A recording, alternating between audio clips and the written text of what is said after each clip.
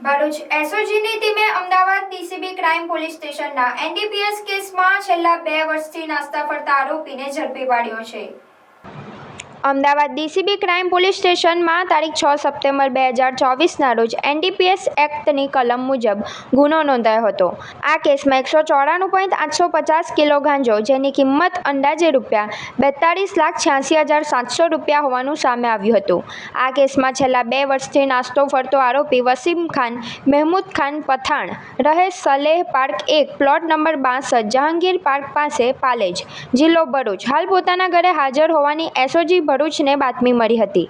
બાતમીના આધારે એસઓજીની ટીમે કાર્યવાહી હાથ ધરી આરોપીને તેના ઘરેથી ઝડપી પાડ્યો હતો।